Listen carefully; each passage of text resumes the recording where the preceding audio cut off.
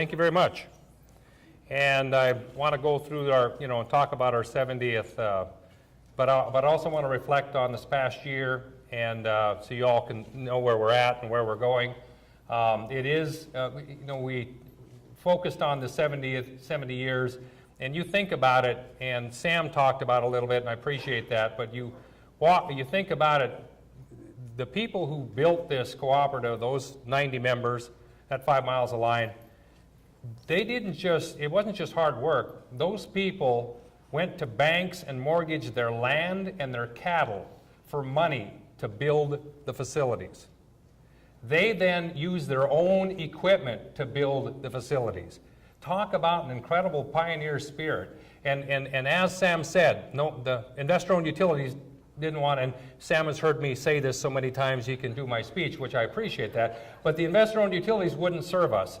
And so they served themselves. What an incredible pioneer spirit. So when we look back and we think about it, think about those 90 people who didn't just put some energy on the line. Like I said, we have records of folks that actually went to the banks in Kingman to mortgage their land and their cattle for money to build the facilities. They eventually then were able to get a loan from REA to repay themselves from that. But just imagine the risk that it took for those people to do that. And here we stand today. We still have a great amount of that pioneer spirit. We still work hard. We work hard for you. But we still are embracing new technology. We have to embrace the times as they come. And we still have to fight the battles we have to fight, whether it is in the state or Washington. And we're very happy to have the supporters that we have. This is a picture from the actual first meeting in Kingman in July 3rd of 1946. These are the people that got together. As you see, they're talking amongst themselves. How are they going to organize and make this happen? What an incredible event when you look back on it. How many of us would be willing to mortgage our house to build something like this? Think about that for a second when you think about it. Now here we are 70 years later, and we like to show this graph. We like to identify it because we've come a long ways, but in some ways we're still pretty much like we were. As you see, the price of a car, it's gone up 25 times. A gallon of gas has gone up 11 times. I don't want to quibble with you of whether or not the gallon of gas is $2.09 today or $2.29. It changes some, but when I drove by, it was $2.09. A gallon of milk 4 times, dozen eggs 5 times, loaf of bread 20 times. And here's where we sit. In 1947, 300 kilowatt hours, which was a lot of use at that time. Remember, they didn't have air conditioning and freezers and all that stuff. They had very little, but 300 kilowatt hours was a big bill, $19.55. Here we sit, nearly 70 years later at $25.95.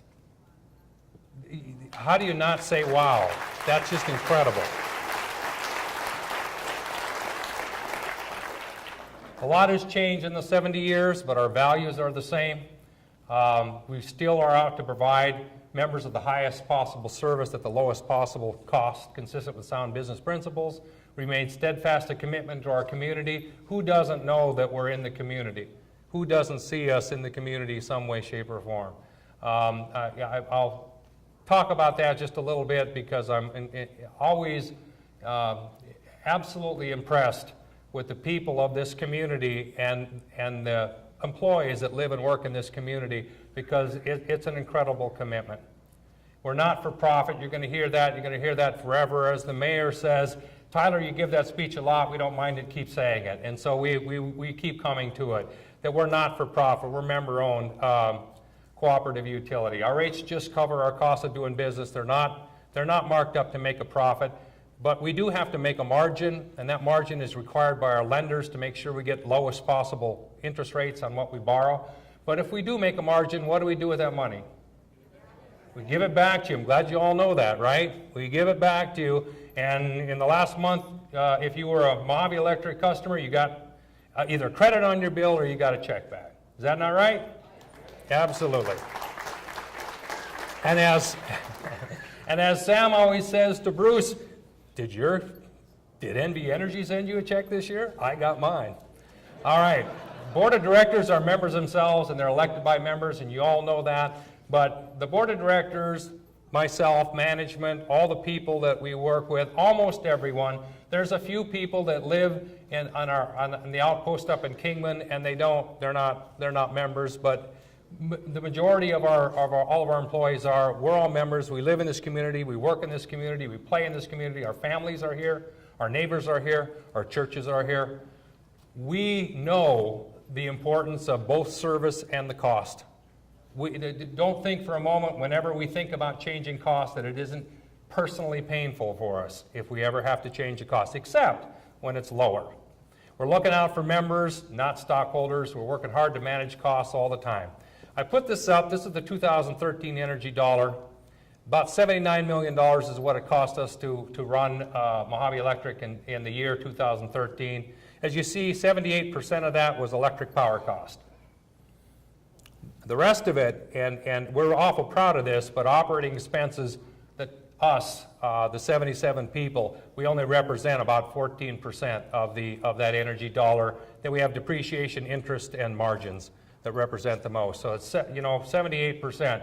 That's a really incredible number. If you look at when we compare ourselves all across the United States for all the 900 co-ops, our operating costs are really small compared to our operating expenses are really small. Here we are in 2015, $69,472,155, a little bit less energy, and I'll talk about that in a second, but it still represents 74% of our operating costs is buying the energy. The operating expenses, depreciation, interest, and margins have gone up a little bit. Have they actually gone up? No, the total cost went down. They've stayed the same. So it looks like the percentage has gone up. They're almost identical to what they were in 2013. So now you're looking at this, and I do this to everybody that I meet with and talk to, because when I ask you if you look at your bill, most people don't. They just write the check for what it is, right? You actually don't look at your bill. I'm going to make you look at your bill a little bit here in a second. There it is. There's a bill. Oh, but you can't see that very well. Oh, but there it is. So there's a copy of your bill. Because you may say, well, gee, Tyler, the energy, your costs were $10 million less in 2015 than they were in 2013. Where's the beef? Where's my share? What's happening? How come you haven't lowered your rates? We have. And hopefully you've looked at that. Hopefully you've seen that. Look right up here. Your purchase power adjuster is minus.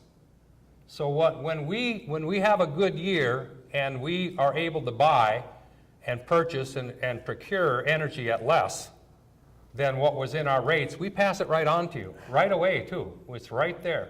So how many knew that you had a 1.75 cents per kilowatt hour? You all looked at your bill and you all knew this, right? Yes, absolutely. But now you do. Now for sure you know this, and you'll take a look at it.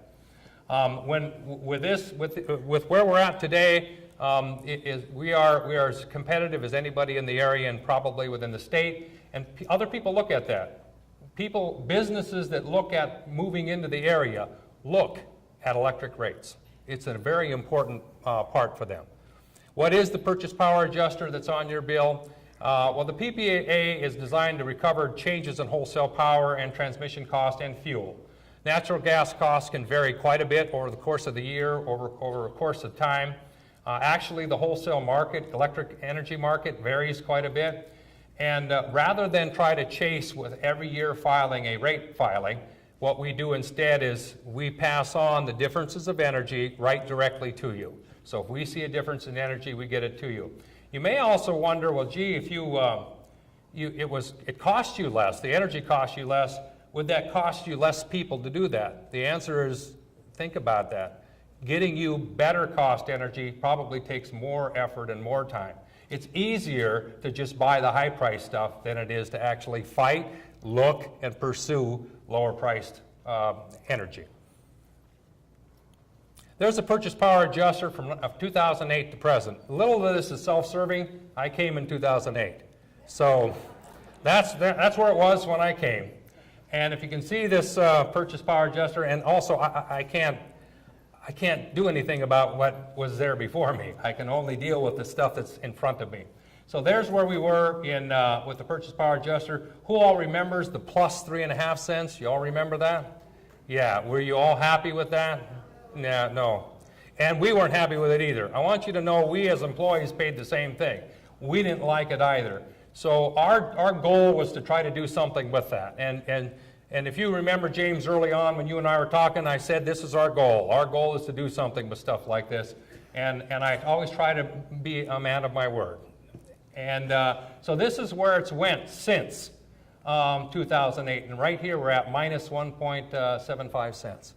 I think that's a pretty incredible thing.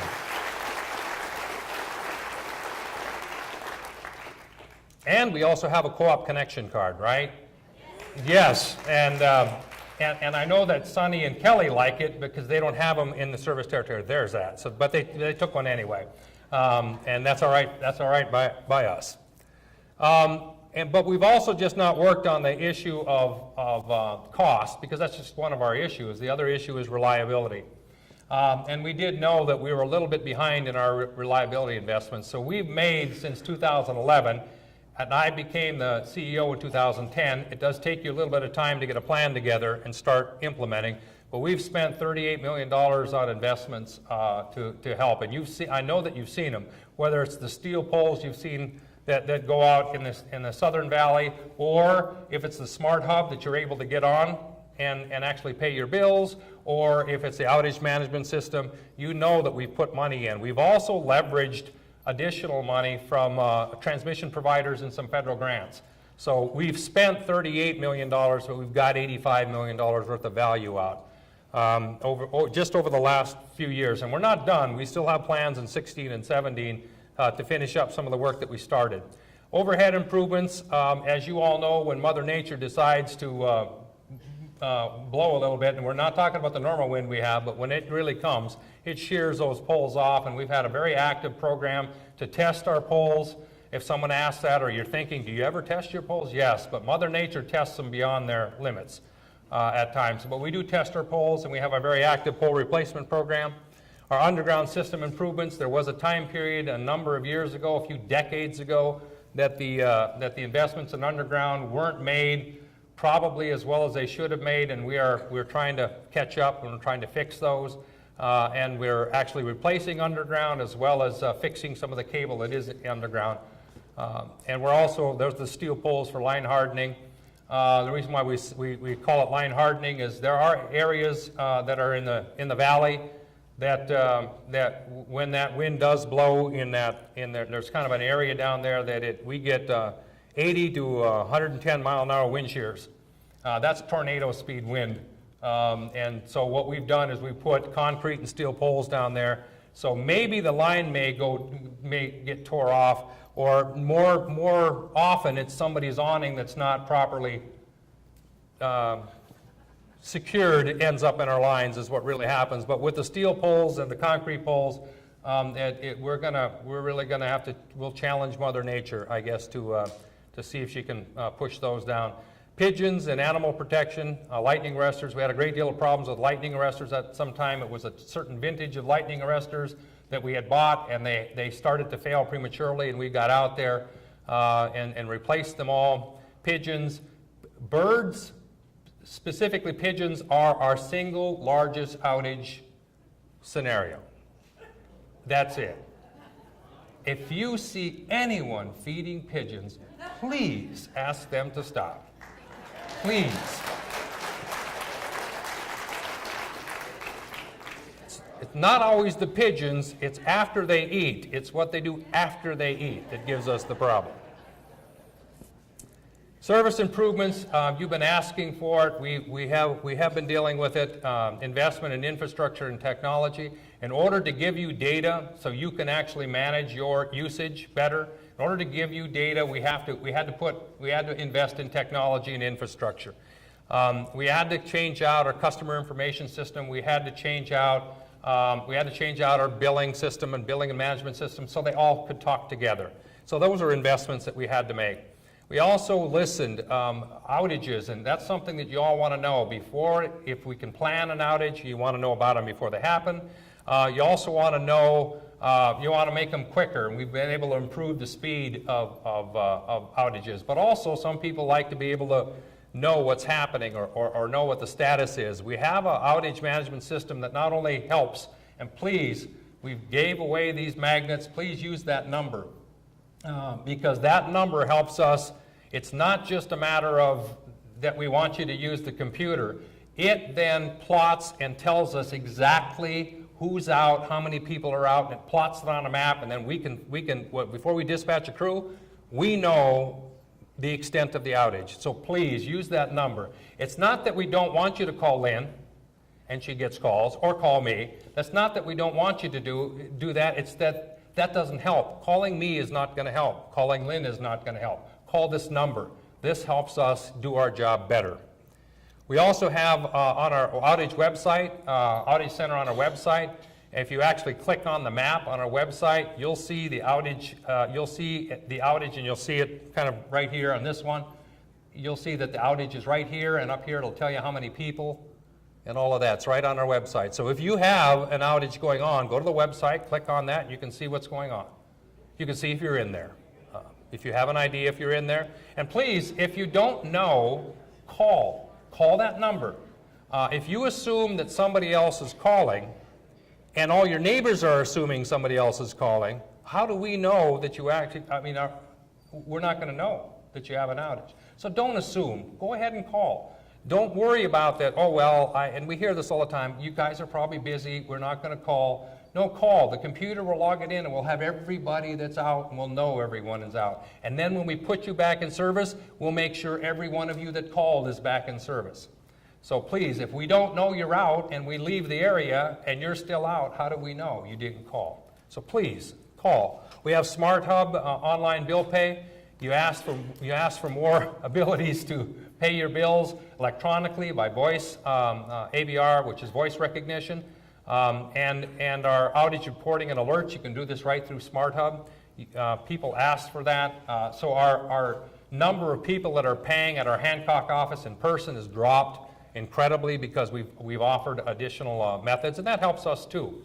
Service improvements that you asked for, that means you can go ahead on your, if you can get in, if you can register and you want to take a look at it, you can see your usage. You can do a usage comparison by month. You can go back in time. We can't go back decades because remember we just did this in the last few years, so the data is only good for a couple of years. But you can take a look at it, and we hope that you manage your electricity that way. And we do have an active demand-side management program. We do want you to manage your resources. The cleanest and the cheapest kilowatt hour is the one you didn't use. By far, that's the one you didn't use. So if you're worried about cost, that's the best one. If you're an environmental person, that's the cleanest one. We also have a website that you can go through an energy savings home tour that'll help you walk you through your home or your business. But predominantly it's home because most of our people are residential. That'll help you identify ways in which to save energy, and we're fine with that. We want you to save energy. We also have energy efficient programs like light bulbs, and yes, those curly cube bulbs are going away. When we're done with this batch that we bought, we'll be going to LED lights, and that's the next phase, but we'll be doing that, and that'll be in the bags in the future. But we have heat pump rebates. We still do our Operation Cool Shade to strategically position trees to help keep sun off of windows and that type of thing, because the sun not hitting your house is a great idea. That really helps. We also have, we recognize that we have low-income, fixed-income folks that don't have access to capital. They don't have access to money to put into a insulation or put into weather stripping and put into the screens, sun screens, or put into a new air conditioner. So we do have a program here that we just instituted here in the last 6 to 9 months. It's starting very slowly, but together with WACOG, we've got a program in which we can help folks with the money that they may not have if they're low income or fixed income, to help them still make changes. So it is focused specifically on our fixed income, low income folks. And Zach, stand up please. and Peggy, stand up please. Anyone that needs information on this particular program, those are the people to see. All right? Those are the folks to go talk to. Now, I've talked about saving energy, and we've been talking about it since I've been here. Every time if I'm around, I'll say the cheapest and the cleanest is the one you don't use. You hear that all the time. Well, it's been getting across, because this is our usage. This is where we were heading for average use per residential customer since 2008, and so this is the road we're on. Now, yes, we had a blip, and that might have been temperature. I don't think it was everybody acting differently, but probably a warm year. But look at that usage change. Look at that average usage change. That's you. That's our members, and we support that. And we would like you to continue that. That's very helpful for all of us. So get those programs, the Together We Save programs, get onto that. We have no problems with you saving energy. We're just not on the side of generating and producing and buying energy. We're also on the side of you, which is also saving energy. This is the part that I'm most, and every presentation I'll make, I will talk about this, because I couldn't be more proud of the community that we serve and the people that live in this community and the employees that live in this community. We volunteer. We're in this community, and we're in this community everywhere, whether it's the Veterans Day, and when we do this, this is on our employees' time and the employees' dime. This is not, we don't get people out and pay them overtime to do this. This is not what happens. The employees do this themselves. Whether it's search and rescue right here, or whether it's our Christmas parade, and yes, I'm going to call it the Christmas parade, not the boombox parade. Whether it is the Scouts. That's what we do. This is the list of places that we all participate. We are in this community. 77 people are doing this. Out of 77 people this last year, 71 people volunteered on their dime, at their time in this community. Mark me up. I challenge any other company to do this, to have this kind of volunteerism. I'm incredibly proud of this group of people.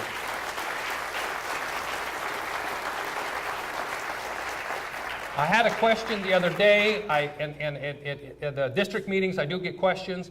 I thought it was a pretty good question. I just threw this one in.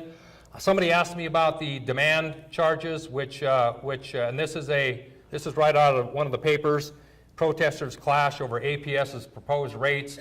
APS is proposing a demand charge on all residential people, and the person was asking me, is that something you're going to do? Well, we have no intention of doing this. It's not something we want to do.